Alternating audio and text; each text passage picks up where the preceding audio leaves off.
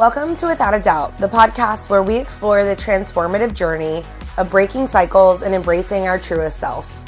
I'm Mad, a cycle breaker, freelancer, and a sprinkle of reality. Each week, we dive into conversations that challenge conventional thinking and inspire personal growth.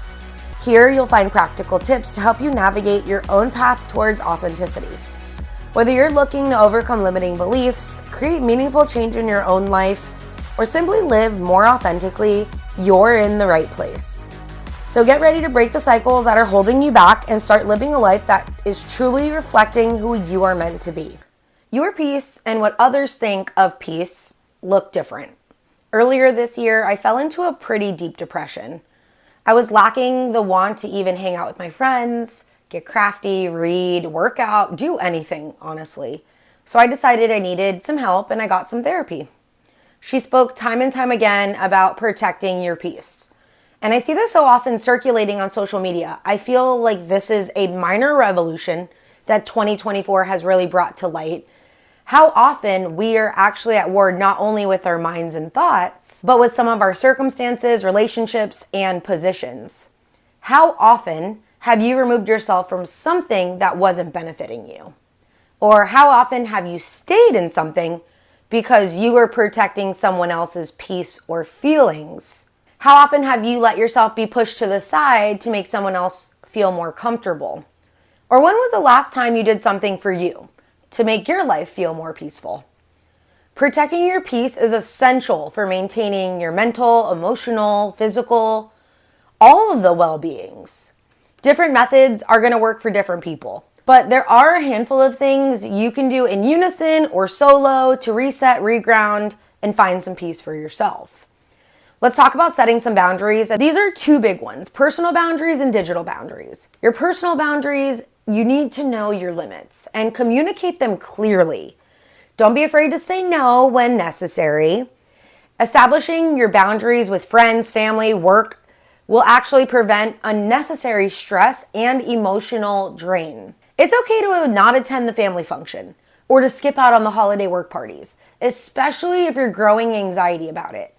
Oftentimes, these personal boundaries are what you start overstepping because you feel you're going to miss out. You're going to let somebody down. But ultimately, it's your life to live, and you have to move in the way that feels most authentic to you. That also means you may need to advocate for yourself. No one will do that better than you can for you.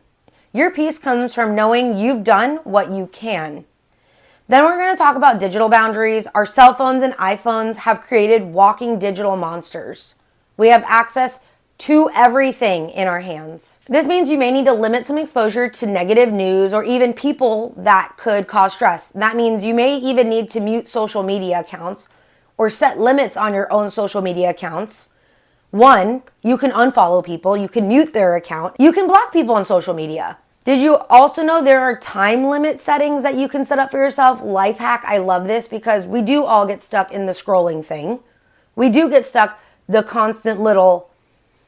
do get lost in the sauce on the internet and lurking and surfing socials. We tend to build these elaborate save folders of things we want to do versus actually things we could do. We compare our current life to people that are only sharing their highlight reels online, but we don't really know what's going on behind the scenes. Digital boundaries are so important for your own mental health and protecting your peace. But what about the people who know that you're online, you've got that little green dot that says you're live, and they want to get feisty because you haven't responded to their message? Your phone time is your phone time. It is not dictated by the messages that you need to respond to. That gets so draining. The amount of info we are consuming in moments or in a day is not what the human mind was designed to do. We aren't computer brains. We are humans. We cannot compute info like an AI robot. We need to slow down the info coming in and process it at a rate that we can absorb it, take it in, and actually use it. Prioritizing self-care is major when it comes to talking about protecting your peace. Engaging in activities that nourish your body, your mind, like getting enough sleep, eating well, exercising, or practicing mindfulness, resting. These are all ways to protect your peace. The more you can get your nervous system regulated, the more likely you are going to move with a clearer mind. Dedicating time to activities that you like, whether that's reading, painting, hiking, walking, relaxing in silence. It is so important to replenish your energy. Being alone or even being surrounded by someone who helps spark happiness, that brings serotonin into your brain, that feels good to be around. I have an entire episode on rest is best, and this hits really hard on this topic. Rest is not just sleep, it's mental rest, it's physical rest, it's creative rest, it's rest and recharge, and that is so crucial to protecting your peace. The more inner calmness you have, the calmer you start to approach situations. Spending time outdoors in nature can have profound effects with your mental health. Even short walks in a park, sitting at the beach, walking through the forest, sitting in the grass can help reduce anxiety and improve your mood. Natural environments help us reconnect with ourselves and help us restore a sense of peace. This is basic caveman, cavewoman life. Simplify. We are so busy with our phones and the internet, lost in yesterday's conversation that's still going on in your brain today, that reconnecting with nature, moving into the power of now, sometimes seems so difficult, but it is so necessary in order to reconnect.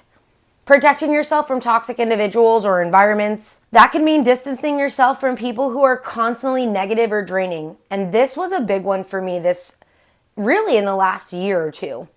Earlier this year, someone who was very draining in my own life was sucking me dry. I did not even realize this. And when it was acknowledged and it was mentioned, what I did was never enough, not for that person. The thing about toxic people is they take and take and take until you've got nothing left. They will manipulate, sway, warp the situation so you feel less and you start to do more.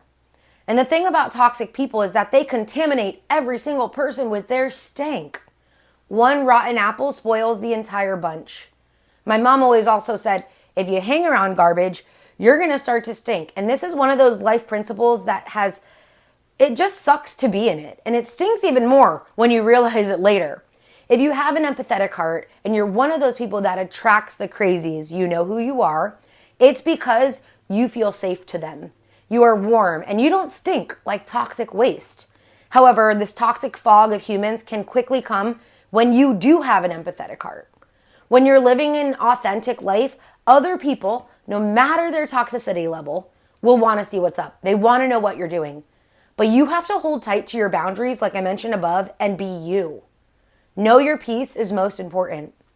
It also involves recognizing when certain situations and environments are no longer serving you. And you need to take your own steps to avoid and remove yourself from those. As I mentioned earlier about boundaries, I started skipping out on family functions that just felt messy or unneeded. This might ring true for you too. For me, I stopped attending the family functions, mostly like the big family dinners where every single person is invited and there's like 25 or 30 of us at a restaurant. Because usually I get stuck at a table talking to someone that I really don't want to, and I always leave asking myself, why did I really even go? My nervous system feels out of whack, I feel overwhelmed, and it does not serve me. I do like to go to dinner and I do like to go to lunch, and I like to talk to people where there's less people. Plus, this time serves as a great time for people to make up their own stories about you in those big group settings. Or better yet, it's a great time for them to ask why you're not there when you don't show up to the big group settings, or why you don't talk to those people anymore in your family.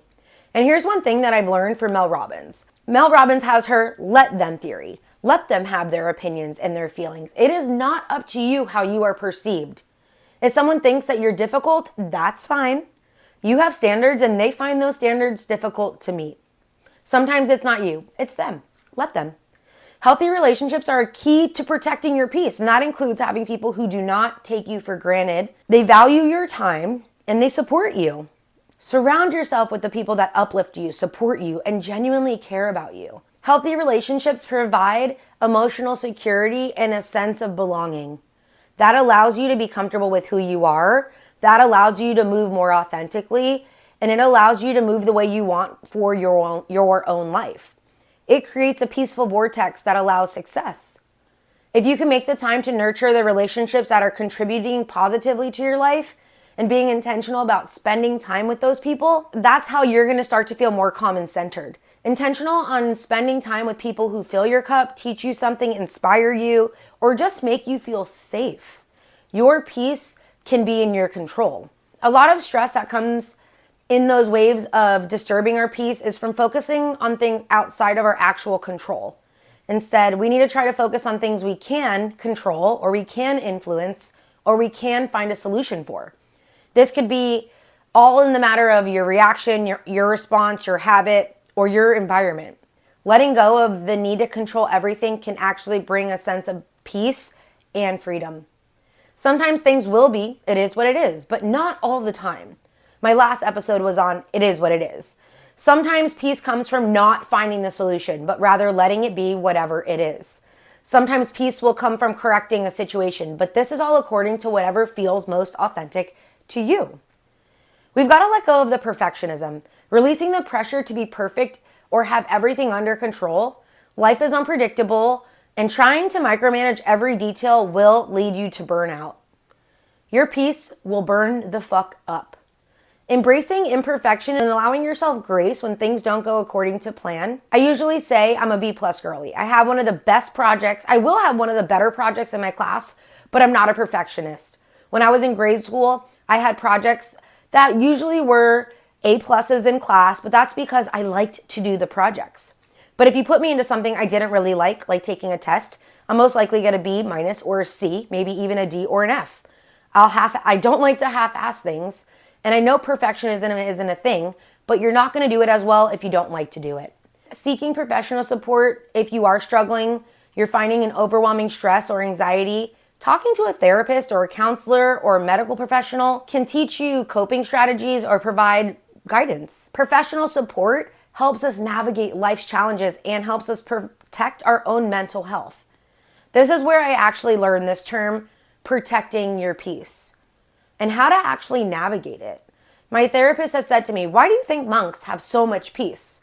Because they eliminate the outside sources of thoughts, opinions, and other people's beliefs.